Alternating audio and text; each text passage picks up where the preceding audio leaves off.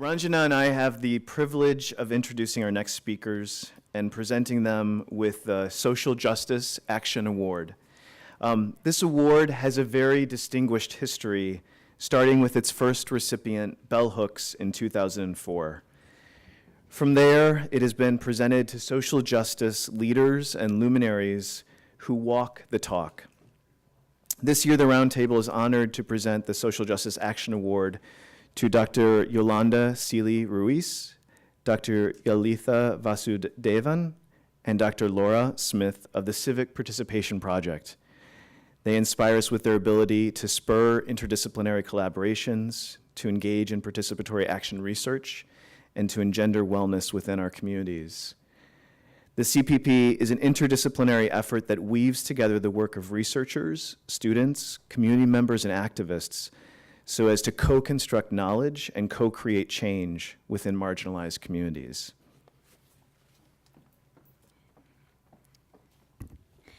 I have had the honor and privilege of working alongside the Civic Participation Project as both a research and teaching assistant. However, within these professional roles, Dr. Smith, Dr. Sealy-Ruiz, and Dr. Vasudevan have simultaneously become my mentors and confidants. Through these academic experiences, I was not only learning from three powerful, strong, and incredibly intelligent female leaders within their respective fields, I was also brought into a family that strives for social change. These women have helped me to recognize that my voice, my identities, and my social justice initiatives are needed and valued.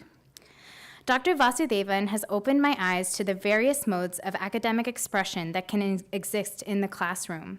The way she utilizes media, technology, and multimodal interventions to help individuals engage in self-learning is truly inspiring. Dr. Yolanda Sealy-Ruiz is a bright force of authentic compassion that makes an impact on everyone she meets. Her reflective and thoughtful teaching style has shown me that the educational journey does not have to look one way. The possibilities are truly endless. And my advisor, Dr. Laura Smith, has dedicated her life to bringing attention to socially just models of community-based psychological practice. I continue to be moved by her ability to make the classroom an inclusive, open, and flexible space where knowledge is exchanged bidirectionally. The Civic Participation Project embodies all that the Social Justice Action Award represents. I am so grateful to be here today to honor the amazing work of Dr. Sealy-Ruiz, Dr. Vasudevan, and Dr. Smith. Thank you. I want to start off by saying we are extremely grateful for this significant honor. And when we came together as a group, literally we would meet at the coffee shop across the street. We never expected that anything like this would happen or could happen. But from the bottom of our hearts, we are grateful because we're being recognized by colleagues that we deeply respect, and also being recognized at a conference like the Winter Roundtable that has 35 years of really deep and amazing, moving work that's been done, and it's a conference that's deeply respected here at TC. So with that, we just want to say thank you again for the honor and for recognizing the work that we try to do. What you see behind you, and I want to give Laura props for this because it's funny how each of us, and let me just say that Dr. Lalitha Vasudevan, we hope will come, but if she doesn't, she's with us in spirit. Her daughter is ill, and so family comes first. So that's why we have the chair there. But Laura is the designer of all of our flyers, and it's interesting the way that we naturally and authentically sort of rise to the top on certain things. That was just natural for Laura to do. Lalitha has other things that are natural, and I'm the talker of the group, in case you didn't figure that out. But these are just examples of what we have done. We can't believe it's been 4 years. And so when you think about CPP, or we talk about CPP, there are salons where we invite noted scholars to sit in very informal settings to talk about issues of the day. We also have a making series where we invite people across the college to make art together around social justice issues. We have what's called the cafe. It's an unstructured cafe or a structured cafe particularly around the time of the 2016 elections, we found it was important to have structured cafes around politics and the ideology of kind of some of the politics that people were sharing and maybe not feeling comfortable to say in their own classrooms. They would come to the cafes and they would share. So these are just examples of what we have done over the 3.5 years.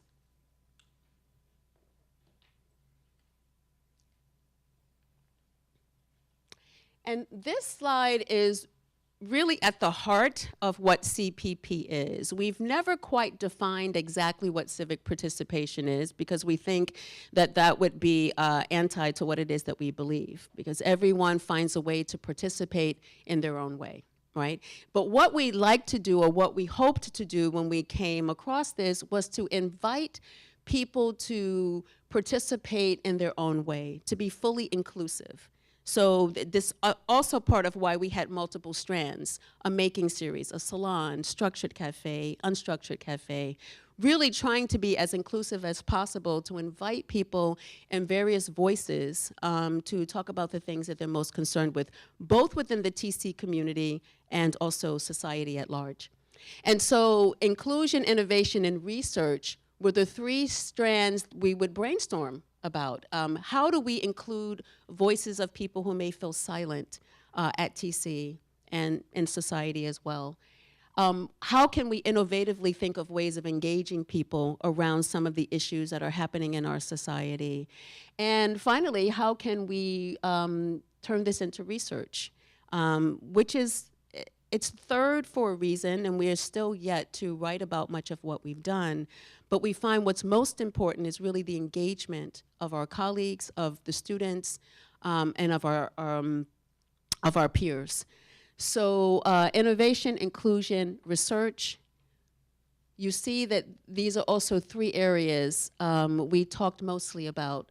Lalitha is well known for her work in multimodality, and she runs Mask Lab. She has run 3-Minute Media at TC for a number of years. And her approach to doing any type of media or inviting people into media is to have a humanizing approach. How do we use media in a way that taps into our humanity in a way that perhaps other modalities do not? And so humanizing media was very, very important to Lalitha and therefore important to us. Praxis, this idea of the theory and what you do. How do we engage as we invite people to civically participate in TC to talk about their praxis, to talk about the theories that they're learning in classes, but also to talk about who they are as a clinician in the field. Who are they as a teacher or a beginning teacher? And then, of course, public pedagogy. How do we go public with this? I think we could have remained at Joe's, and I think about how when we came together, it was around the killing of unarmed Black people in particular. And sometimes this was our regular meeting time, and we would sit, and I would just start crying. And then I would look over at Laura, and she would start crying. And then I would look over at Lalitha, and she would start crying. And sometimes we sat there in the middle of a public space in silence, just crying. And so this space of civic participation really became something, at least for me, very personal for all of us. And we talked about how do we go public with the things that we care about the most. I teach about race, class, gender, sexual orientation. My work is public through the Racial Literacy Roundtable series. How do we bring the same spirit to the Civic Participation Project? That people can go public with how they're feeling and what they do in the classroom and how they do it. I think we all, when we received the invitation to come share and be responsive to this conference, one of the things that we were so immediately moved by was that this work that we we engage in with such joy resonated with the organizers of this conference in a way that seemed like it would be an important story to share with all of you. And I think the other piece about coming together at a coffee shop, I think this notion of coming together and the kinds of encounters that we have been engaged in has both been our process, but has been fundamental to the way we have tried to enact a particular kind of weighing, being, and doing here at Teachers College. So I will invite Yolanda to continue. Okay. Laura's the other one. Sometimes we're just one person. I just want to say part of the spirit of coming together is to do the Academy differently. And we do choose to do the Academy in a spirit of love. And these are two women that I not just respect their work, of course, but I love them deeply. So I just wanted to say that sometimes we're in these spaces, in our clinical spaces, in the Academy, and that's not always sort of encouraged, right? It's encouraged to have this competitive spirit. And I think you can compete with yourself and be your best self, but I think you can also find others that you can engage in with the work and have love along the way. What I want to say about this is this was how, when we talked about, I'm so excited that Lilith is here. You see my spirit has changed. I'm just happy. When we realized that we had been given this award, we immediately went into memory mode and we asked ourselves, what artifact can you think of for each of us personally that represents the creation of CPP? And I'm about to share my artifact with you, but I want to say that the impetus was the non-indictment of Eric Garner's murder. And I told you about the crying. That was one of the moments that I was crying, and then Lalitha and Laura were crying. And for me, this kick-started CPP because Randolph McLaughlin, a doctoral student, came to Laura. Remember, we had just been planning at the coffee shop. We weren't going to go public until the following spring. But Randolph came to Laura and said, I think we need to do something. I think we need to engage people in conversation. So Randolph, just stand up for a moment. We want to acknowledge you. Because sometimes it only takes one person, right? And so Laura immediately said, Randolph said this, we should do something. And suddenly CPP was in the public. And we were grateful to be right here in Cowan Auditorium to create what we understand was kind of the first ever gathering of people to come together to mourn, to talk, and to grapple with some of the things that we had seen in society and notably had all watched on television the murder of this man, and to see that there was no one who was going to, right? No one was going to suffer the consequences of it. So I understand that it may be a little unnerving, but I share my artifact with you, which is a clip, is a news clip that includes, you see the death on camera of Eric Garner at the time. And for me, it is the artifact that was the creation of CPP. America's largest police force is facing a serious controversy over a video that's gone viral showing officers arresting a suspect who later died. The video is wrenching, and here's ABC's Ron Claiborne. In the video, you can see 43-year-old Eric Garner confronted by two plainclothes officers for allegedly peddling illegal cigarettes. The officers move in to arrest him. One of them puts his forearm around Garner's neck. More police join in, pinning him to the ground as he cries out. The father of 6 was rushed to a local hospital where he died. It just snatched my heart right out my chest, like I'm an empty shell right now. No justice, no peace. The incident has stirred racial tensions in this city.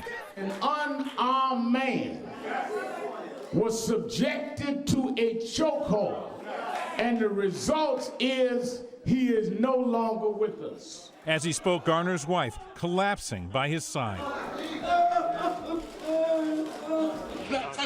At issue is whether Garner was placed in a chokehold, a tactic banned by New York City police. It's defined in the department's patrol guide that this would appear to have been a chokehold. Police officers also appear to sit on Garner once he was on the ground, which could violate another NYPD policy. And 2 of the arresting officers have been placed on desk duty while the incident is investigated by both police and prosecutors. This pending autopsy results to determine the cause of Garner's death. And tonight, the Patrolman Officers Union tells ABC News that at the time that sometimes police have to employ the use of force in order to get compliance from an individual. The union went on to say that when taken out of context, necessary force can be misinterpreted then as excessive. A lot more to come on this story. A lot more. Ron, thank you. So I share that both as my artifact and also as a reminder that there are still communities who the idea of justice is elusive for them. But that's how we were thrust into this, and we had this event where Randolph's dad, Chris Emden, our colleague here at TC, Jamila Liscott, who's now Dr. Jamila Liscott, a former doctoral student, and myself. And for me, I was really set with so many questions. So that evening, I asked a bunch of questions. I actually sent an email out to colleagues, diverse colleagues, and I said, at this point, I don't have any answers, but I would like for you to finish this sentence. The sentence started was, what if? And that's what I presented that evening. And so some of those questions were, what if Trayvon Martin, Eric Garner, and Michael Brown were white? What if police officers were trained to see the humanity in people of color instead of seeing them as a population of people who need to be controlled, right? So there was a list of questions. I spent my 15, 20 minutes just asking what if questions. And then, because we were going into breakout rooms, we asked the audience, much like yourself, we gave them index cards and asked them to write their own what if questions. And then they would take those questions in the smaller breakout sessions, and it would be the catalyst for more intimate conversations. Well, at the end of my what if section, Aaron Barksdale, a TC art student at the time, came up to me and said that he was really inspired to share his questions in a visual way. And so we were excited, and we invited Aaron. We commissioned art for Aaron to do the What If art series. And these are 4 of the 8 images. What you'll see, the text are some of the things I think that I was reading that evening, and Aaron's art as a response, a visual response to the what if. So what happens next is even more exciting, because after we had commissioned Aaron to do the art, he ended up becoming the first facilitator for the CPP art making series. And we invited people across the college to come to take up a social justice question, and we created this incredible collage together. And so in the spirit of CPP, we invited people to ask their own questions. We invited people to respond in the way that made sense to them. And that led to our first making series. And that really is how we try to live this kind of work. We need to hear from people at TC to tell us what we believe we need to be doing next. So that's CPP from my point of view. Thank you. You know, it's interesting. Yolanda and I, before we came together with Laura to form CPP, had taught a course called Youth, Media, and Educational Justice. And it was a year-long seminar. And one of the things that we did in that seminar was make a lot of art. We would bring in a variety of supplies, clay, construction paper, random supplies, things I'd found in my drawers, Post-its, paints. And we solicited some of our friends and colleagues in the art program and the music program. And one of the comments we would get each of the 3 years we taught this year-long seminar was, at some point somebody would say, so we're graduate students, and this is a graduate class, and I just spent 3 hours making and thinking about collages. And it was a really fun and wonderful and important moment for us, because it resonated with one of the tensions endemic to graduate education culture, which is what counts as learning, what counts as knowledge, what counts as education, and whose knowledge, learning, and education counts. And what has permeated through this work that we've done together, and what Aaron's art led us into, was this making series, because it was another way to instantiate and to institutionalize art making, not just in the art ed classes, but as a site of inquiry and exploration and collective reflection and action at the higher education institution. Aaron came in, and the first part of our making series was called an Art In, and you'll see here everybody very seriously, and I think this is the other piece of exploration and play that's not very very popularly considered, which is the seriousness with which play can happen, the seriousness with which unknowing and exploration can happen. And so I think we had about a dozen or so people come and first engage with Aaron's other collage and mixed media work, and then worked with a variety of materials that we had brought in to produce art themselves. What was interesting was the conversations and then the resulting kind of Twitter conversations that happened both alongside and within it. And then what people responded to. That is, a lot of people talked about, oh, it was so fun to just spend an afternoon making art. And then kind of like this hashtag feeling guilty. I loved the CPP arted. Hashtag I should be working. So these were really interesting kinds of moments that again brought to the fore attention of what are we doing when we are graduate school, when we are members of a graduate school community, and what are the modes of engagement, inquiry, participation, and as a result, knowledge production that we're engaging in, not just at various discrete moments, but in the way that we embody ourselves as members of an academic community. And this came to the fore in the Making series. We had a dramatic performance workshop. And it also kind of morphed into the way we thought about who we wanted to bring in from outside, because we had spent some time really cultivating this ethos of civic participation within Teachers College. And we wanted to think about bringing in then voices from the outside as critical interlocutors who could really help us think together and push our conversation. And so the first of those in the CPP Salon was Cameron McCarthy, who's a professor of global studies, among many other things, cultural studies. And he gave a wonderful salon really looking and attending to urban geographies and issues of justice that are woven into the way we enact and research and consider and represent geographies and urban landscapes in particular. And I just remember the whole room kind of being transfixed and really not leaving for a while afterward. But what it showed us again was these moments don't have to be simply fleeting moments, but that the traces of those can linger. And so in subsequent salons, we had Vincent Warren, who has been here for Constitution Day, come back and really think together with us about justice, both about the pieces of paper that signify justice, but also the everyday actions that do or do not embody and articulate forms of injustice. And we've had, and then just most recently, we had Jabari Mahiri come, who again brought his literacy work and really led students and faculty in some ethnographic workshopping of ideas around democracy and really thinking about ethnography as a critical tool of interrogation and not a passive or a privileged tool. The other slide, if you go to the next one. So the other way. So we had these pieces, right? So we started with a symposium. We had these makings series. We had salons. And then we have found another way to grow the kind of network of critical friends and interlocutors, and that was through the Youth and Wellbeing Consortium.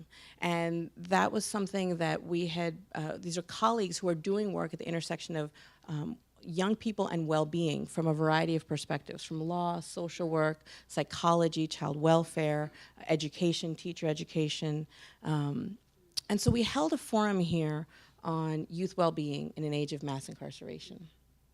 It is sadly a topic that has been something that I focused on for 20 years now, and it has become popular. But we know that for communities who have been affected by the real trappings of surveillance and community policing and mass incarceration, this is not a new thing. This is something that has been tearing communities apart for decades, if not centuries. And what we wanted to do was, again, invite people to consider, but also we wanted to take the inquiry space and move it to action.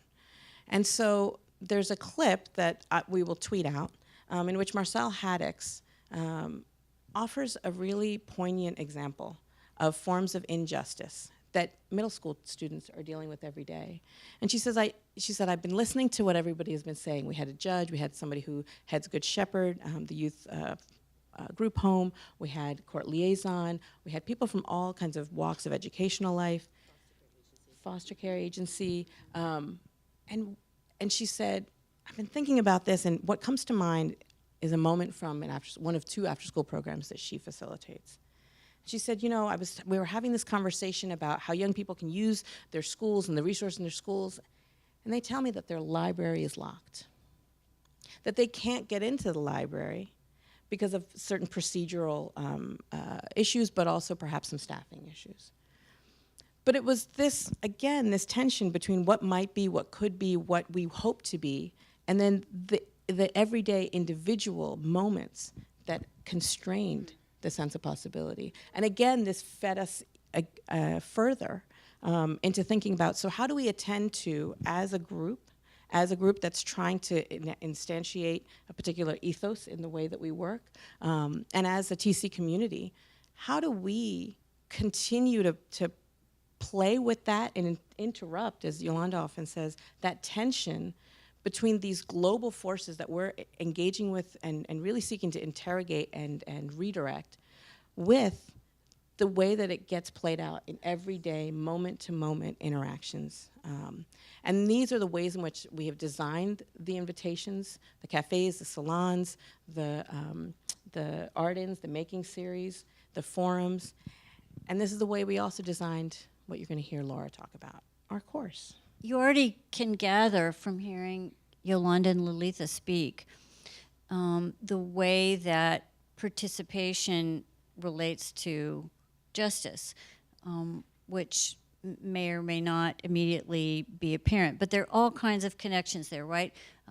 You heard Lalitha talking about who gets to participate in knowledge production, who gets to decide what counts as real knowledge, the way that all of us get to be a part of the group that decides what's real knowledge, people in a place like this, and who doesn't, who's present, who gets to participate, who's at the center of those things, and who's pushed to the margins, who's excluded from the group of real people, experts, helpers, educators, therapists, who get to decide what other people need to know and do, and what kind of studying that we're all part of counts as the real way to gather knowledge and represent knowledge. And who's outside, who's missing, who's outside the scope of civic protections.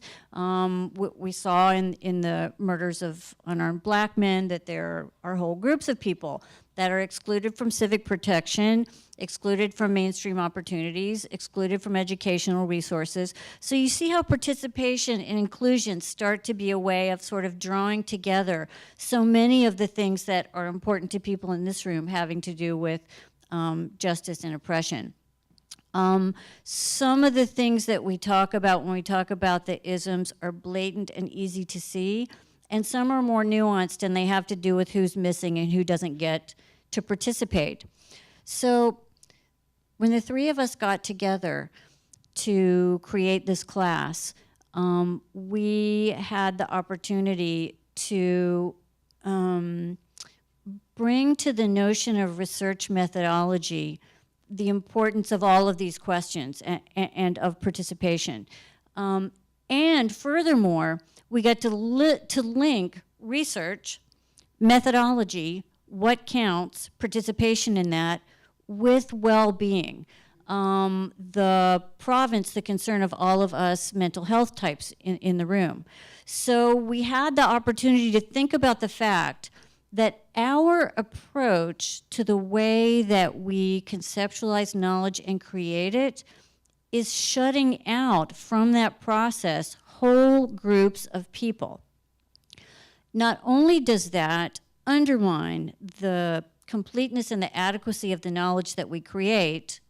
Let me say a little bit more about that part first. So we know some stuff, like all of us. We have skills, where we've studied, and the questions that we ask are often useful, but we don't know everything. And often we don't even know the right questions to ask when we concern ourselves with the well-being of a particular community or kids in a particular school or any particular group of people. We don't even know the right questions to ask. Yet we're the ones over and over again that get to keep choosing the questions, deciding how they'll be studied. We own the results. We write about the results. We represent the results and take whatever action on them we want to, which often is a line on our vita, and off we go to the next question. So not only are we precluding from comprehension all of the interesting questions and points of view that we might be able to learn from communities. We are harming people by operating in this way. When you shut people out, when you exclude them, when you push them to the margins, they're harmed by that. I mean, I know I'm stating the obvious, but social exclusion, the forbidding, the denial of participation to groups of people harms them. And we know this from lots of the studies that people in this room are part of, having to do with racial trauma theory and minority stress theory. Social psych literature also teaches us about that. You know, there are all of these like experimental paradigms where they create like fake ball toss games and they leave one person out.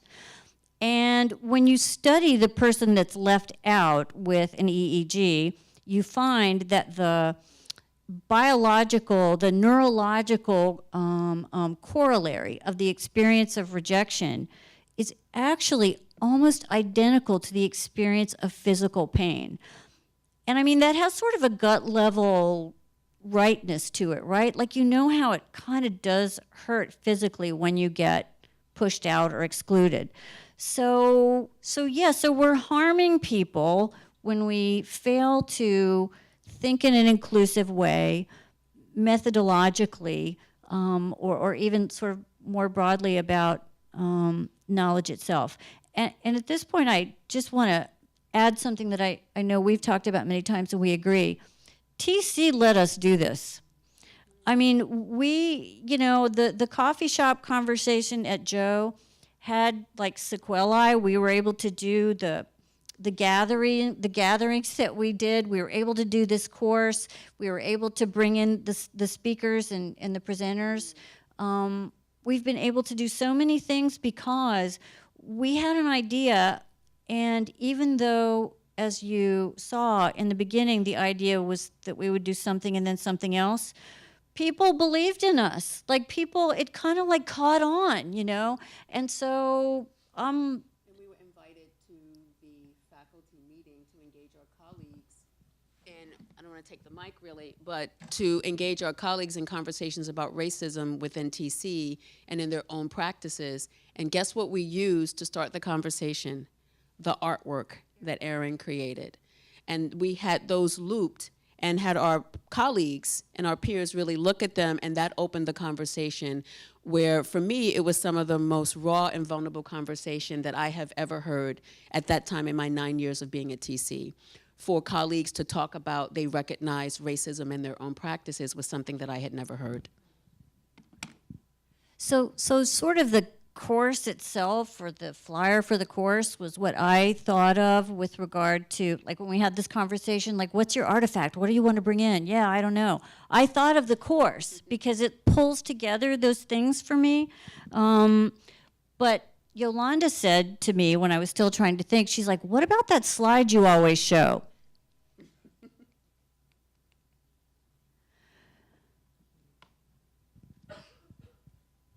So we found that the three of us knew this quote independently. And it's one that I always show in so many of the courses that I teach. Students that have been in my classes are nodding, or the presentations that I give, because it kind of pulls those things together, like with yet another spin, right? If you believe that exclusion harms people, if you buy that, then what is help? What does it mean to help somebody? Like giving them help, you know, how do you, most of us, whether we're educators or mental health types or whatever walks of life the rest of us come from in the room, we're helpers, right? But what is help? In the context of preclusion from participation, from exclusion from civic participation, help is undoing the social forces, subverting the social forces that are pushing people out, and just, you know, joining them on their journey.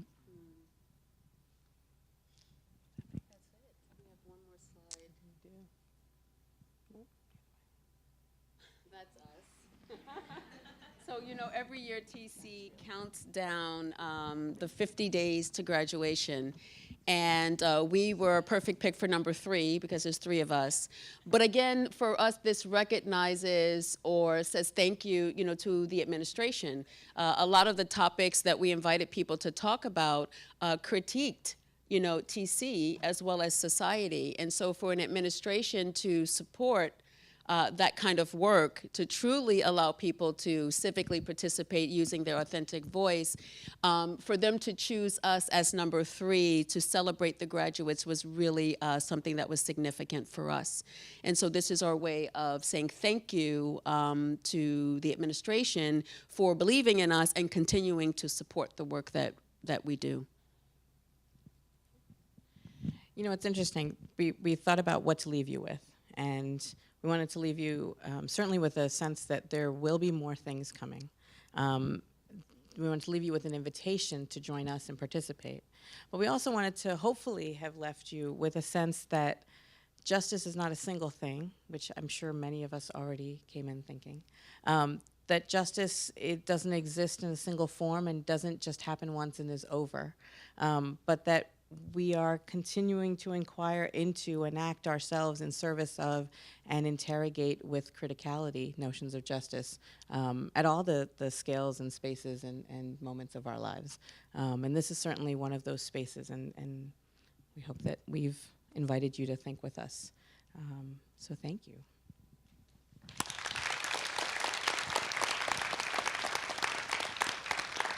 Hi, I am a student here at TC. I'm also an educator at a high school, and I wanted to thank Randolph and all of you because I will never forget the day that Eric Garner's indictment came back, and I literally was like shaking driving here. I couldn't park. I got in a fight with someone in the street, and I came from a school district that very much told me, do not speak to your students about this. And it made such a difference to me to be able to come here and feel like there was a space for me to feel how I was feeling. And so I know it's many years later, but it had a very deep impact on my life. So thank you for that. I'm Randolph, and you know, CPP being so open when I felt like when Eric Garner wasn't indicted that like we had to do something, and I needed to do something, and CPP was there to support me and support the college. It was, you know, years later, I'm still doing work like that, and you still supporting me. So I just want to thank you, and I'm so glad you're being honored in this space, and that I get to be a part of this as well. It's just, I feel very honored and humbled. I just wanted to say that I haven't had the privilege of speaking to Dr. Letha, but Dr. Smith is my advisor, and I want to mention that Dr. Celia Ruiz, I haven't had a conversation with her as well, but every time she sees me, she always says hello. And those little moments, I think, are what really make my entire month. Generally, like I could be having a really bad day, or just like someone that recognizes that she doesn't know me, but she just is like, oh, how are you? How are you? How are things going? And she probably doesn't even know my name. And I think those little moments just... And I think those little moments from someone that does look like me, we might not like share other identities, is like really important, especially in a space that is like TC. And Dr. Smith is just someone that I can go to that just kind of gets what's going on. I don't have to explain much, she just gets it. And I think having these type of resources here has really helped and impacted my experience here at TC for sure.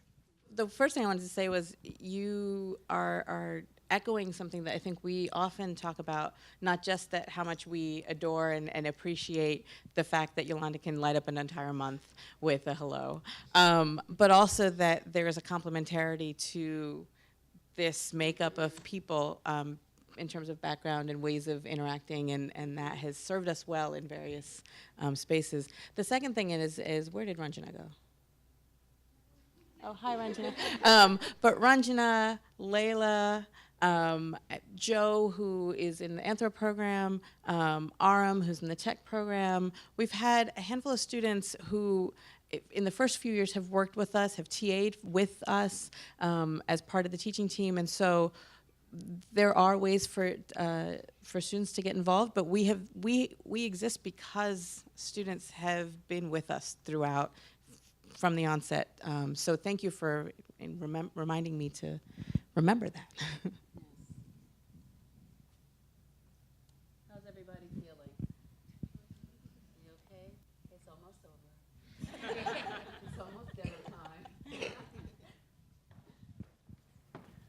please join me in one more round of applause for CPP. Thank you so much.